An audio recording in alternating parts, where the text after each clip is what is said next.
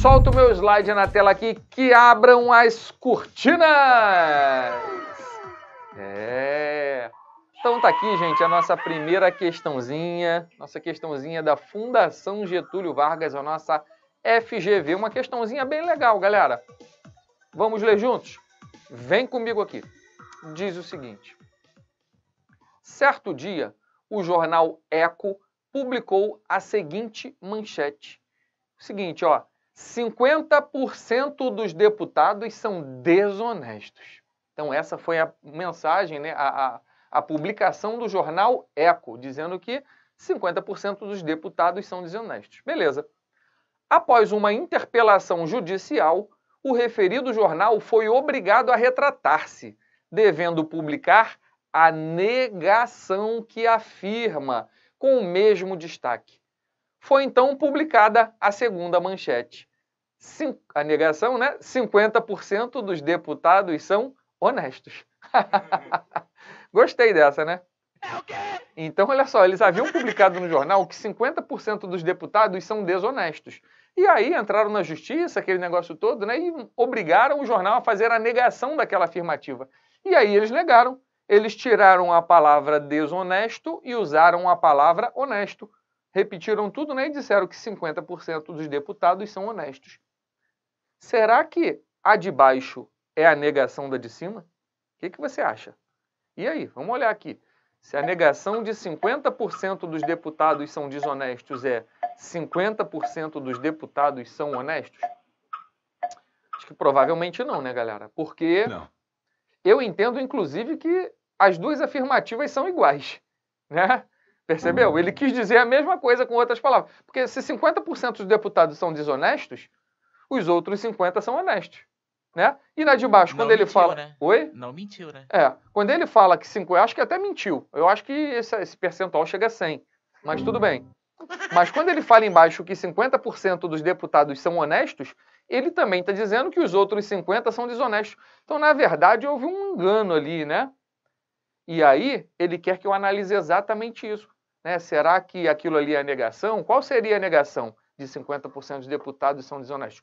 Uma questão um tanto complexa. Tá? Então, antes da gente começar, a gente vai relembrar rapidinho aqui como é que a gente faz para negar. Como é que a gente faz a negação? Então, olha para cá, galera. Vamos dar uma relembrada aqui em negação. Símbolozinho é aquela cantoneira, né? Aquela cantoneirazinha ali, ou o tiozinho do não, né? Isso é bem fácil. Então, eu vou dar um exemplo aqui, bem básico, que diz o seguinte. A minha proposição P é: a casa de Maria é branca. E aí, o que eu quero agora, nesse momento? Eu quero negar a proposição P. Será que eu posso negar a casa de Maria é branca dizendo que a casa de Maria é preta? Não. Não. Galera, não rola esse tipo de negação, né? Eu sempre digo o seguinte para os meus alunos: quando a gente quer negar alguma coisa, o ideal é a gente focar na ação, porque a ação é quem tem que ser negada, né? Então, se eu digo que a casa de Maria é branca, eu vou lá no verbo é, que me deu a ação, e nego a ação, dizendo que a negação de P é: a casa de Maria não é branca. O fato dela não ser branca não significa que ela seja preta, pode ser de qualquer outra cor. Ela só não é branca, percebeu? Então eu não posso dizer, negar dizendo que a casa de Maria é preta. Eu digo que a casa de Maria é branca. É possível, em alguns casos, nós usarmos o antônimo? Sim. Eu falei disso, inclusive, na semana passada, né? Por exemplo, eu falo, João é elegante. Eu posso negar dizendo João não é elegante, sem problema, neguei a ação. Ou eu posso negar dizendo João é deselegante. Eu mantive o mesmo verbo, né, na afirmativa, é, e neguei o elegante dizendo deselegante. Eu posso negar sim, João é elegante, dizendo João é deselegante. Eu só posso usar antônimo caso eu não tenha uma terceira opção. Eu falei até o exemplo lá do Flamengo, né? O Flamengo venceu a partida, eu não posso usar antônimo nesse caso. O Flamengo perdeu, porque existe a possibilidade dele ter empatado, tá? Então, em geral, a gente foca no verbo, a essa exceção aí de negarmos usando antônimo. Mas uma terceira maneira da gente negar a proposição P, que é a casa de Maria é branca, é dizer que aquilo que eu disse é mentira. Ou não é verdade, né? Eu poderia negar P dizendo não é verdade que a casa de Maria é branca. Dessa forma também está corretíssima, galera, a negação. Inclusive a CESP às vezes cobra esse tipo de negação. Não é verdade que, é falso que, é mentira que, é incorreto que, tá? Então, esse tipo de coisa pode aparecer lá na sua prova. Então, ó, casa de Maria é branca, proposição, negação, a casa de Maria não é branca, ou não é verdade que a casa de Maria é branca, ou é falso que a casa de Maria é branca, ou é mentira que a casa de Maria é branca, tá? Então, fiquem atentos a isso, tá? Isso é bastante importante aqui pra gente. Vamos voltar lá então para nossa questão aqui, galera. Então, recapitulando, ele me disse que o cara publicou lá que 50% dos deputados são desonestos, e aí o jornal negou dizendo que 50% dos deputados são honestos. E aí lá na letra alfa, ele diz o seguinte: a segunda manchete é a negação da primeira. A gente já percebeu que isso está incorreto, está errado, né? Porque as duas dizem teoricamente a mesma coisa. Então a letra alfa está incorreta. Vamos analisar a letra bravo, a letra B. Ele disse assim, ó, a negação da primeira manchete é... Aí olha só, ele já não está mais falando daquela segunda que ele colocou, ele está falando da primeira, né? Ele está dizendo que a negação de 50% dos deputados são desonestos é: existem deputados honestos. Mesmo que você não conheça muitas técnicas, acho que isso aí está meio estranho, né? Poxa, a negação de 50% dos deputados são desonestos. Existem deputados que são honestos?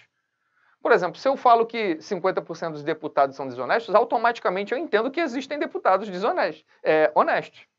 Percebeu? Então, será que ele está dizendo a mesma coisa, ou mais ou menos a mesma coisa? A gente já percebe que a letra B também está incorreta. Mesmo que você não conheça a técnica da negação do algum e do nenhum. Mas eu vou te mostrar isso aqui. Olha só, isso aqui é muito importante para vocês, galera. A negação do algum e do nenhum, que são o que a gente chama no raciocínio lógico de quantificadores. Isso é muito importante. Mais para frente eu vou focar algumas lives falando nesses quantificadores aí, ok? Bom, eu vou colocar aqui uma tabelinha com proposição, com uma proposição e com a negação, tá? A proposição todo, todo, que é o nosso chamado quantificador universal. É aquele azinho de cabeça para baixo, tá vendo? Significa todo, para qualquer, para todo, qualquer coisa desse tipo aí, tá? Todo, para qualquer, qualquer que seja, para todo. Então, como é que eu nego o todo? Será que eu nego o todo dizendo nunca? Jamais. Não faça isso, galera. A negação do todo não é nunca. A negação do todo é algum e a negação da proposição. Tá? Como assim, professor? Por exemplo, imagina que eu tenho uma proposição P que é a seguinte: todo flamenguista é inteligente. Inclusive, proposição certa essa, tá? Essa proposição é verdadeira. Todo flamenguista é inteligente. Aí tem um vascaíno que quer negar essa proposição, né? Ele vai dizer que nenhum flamenguista é inteligente. Isso está incorreto. A negação do todo não é um nenhum. A negação do todo é algum. Então eu negaria o todo dizendo algum flamenguista não é inteligente. Veja que eu neguei a parte final, tá vendo? Por isso que eu coloquei ali algum, coloquei pontinho, pontinho, não. Então você tem que negar a segunda parte também. Ok? Então, algum flamenguista não é inteligente. Existem algumas variações dessa? Sim. Eu poderia usar o algum, pelo menos um, no mínimo um. Cuidado, no mínimo um pode ser usado, no máximo um não. No mínimo um. Ó, algum flamenguista não é inteligente, pelo menos um flamenguista não é inteligente, existe algum flamenguista que não é inteligente, no mínimo um flamenguista não é inteligente. Posso usar todas essas variações, tá? Se você quiser, anota aí no seu caderninho. Até porque basta ter um que não é para se negar, tem um, né? já está, né, burlando o que foi dito, já está negando o que foi dito. E de nenhum. Quando a gente fala algum, pode ser de um até todos não serem. Pode ser que todos não sejam? Pode. Né? Então o algum ele abre essa margem para a gente. Tá? Então a negação do todo é algum, no mínimo um, né? Existe algum, existe, pode usar até o existe, né? Mais a negação da proposição. Tá? Então o todo é o nosso chamado quantificador universal. Anote isso aí no teu caderno. Né? Então é aquele azinho de cabeça para baixo aí. Só para você entender assim a importância de um quantificador. A gente já falou aqui de uma coisa chamada sentença aberta, que é quando você tem uma frase vaga, né, algo desconhecido ali, ela não é classificada como proposição. É possível nós transformarmos uma sentença aberta em uma proposição com o uso de um quantificador. Entendeu? Por exemplo, se eu falo assim, ó, x mais 3 igual a 7. Isso é proposição? Não, porque eu não conheço o valor de x. Mas se eu falar assim, ó, todo x somado com 3 é igual a 7, aí passou a ser uma proposição.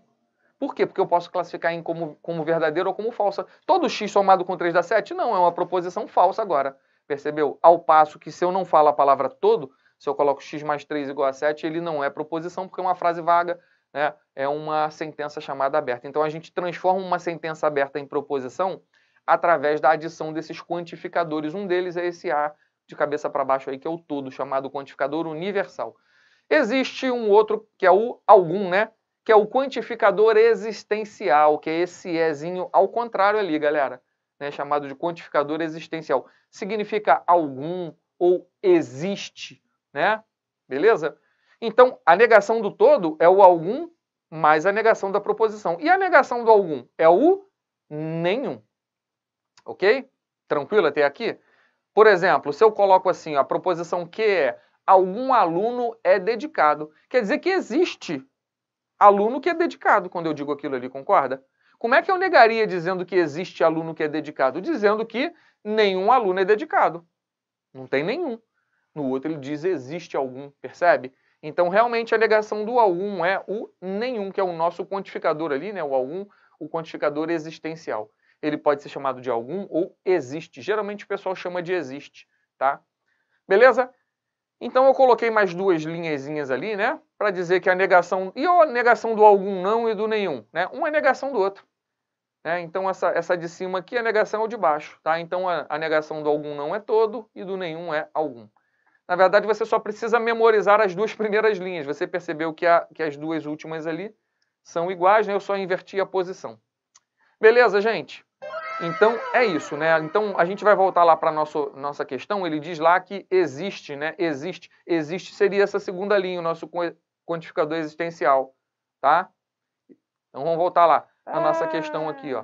A negação da primeira manchete é existem deputados desonestos. Então, está errado, né? Porque, voltando aqui, né? A negação do existe, que é a nossa segunda linha, é nenhum. E ele não fala lá que nenhum, ele fala que 50% são desonestos. Se lá fosse nenhum dos deputados são desonestos, aí estaria correta a letra B. Então tá errado. Ficou claro aí para vocês? Beleza? Ok. Show. Vamos para a letra Charlie, a letra C. Ele diz assim, ó, a negação da primeira manchete é todos. Aí ele usou o quantificador universal, que também está errado. Não tem nada a ver ali com 50%. A grande pane dessa questão foi o 50%. Percebeu? Pô, como é que eu vou negar isso? Muito louco, né? Então, já que agora eu tenho certeza que não pode ser a letra C também, que a gente já falou do todo aqui, a gente só tem uma opção para marcar. Posso marcar, Jansen? O nosso gabarito vai ser a letra delta, galera. Nenhuma das anteriores. Eu detesto esse negócio de NDA. Cara, é muito estressante isso numa prova, né? Assim, a primeira coisa que a gente pensa é marcar essa. Pelo menos você sempre vai saber, nenhuma das anteriores. Por quê? Porque eu não sei a resposta. Vou marcar tudo NDA. Eu lembro que há alguns anos, teve um concurso que quase metade das opções era NDA. Acredita? Da prova toda. Foi um crime que eles cometeram ali, né? Ouvi falar até que foi erro deles lá e tal, né? Mas, pô, fazer uma prova que metade do gabarito é NDA... Cara, tu fica no mínimo desesperado, né, na hora da prova. Pô, será que tá certo? Será que não tá? Tem alguma coisa errada? Né? Então, nosso gabarito é nenhuma das anteriores, tá? Galera, olha só. Se é nenhuma das anteriores, ali quer dizer que não há a negação de 50% dos deputados são desonestos. Como é que seria, então, a negação de 50% dos deputados são desonestos? Né? Vamos lá. Qual seria a negação verdadeira de 50% dos deputados são desonestos?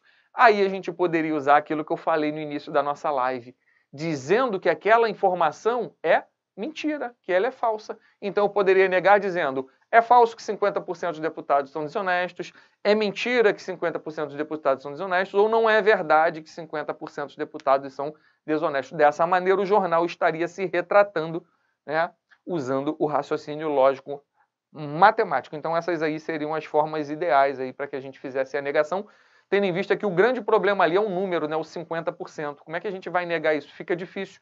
usar o quê? Aquela questão de negar o verbo ou de usar o antônimo. Não teria como a gente fazer isso no caso dessa questão, uma questão super inteligente aí da nossa Fundação Getúlio Vargas. Então é isso, galera!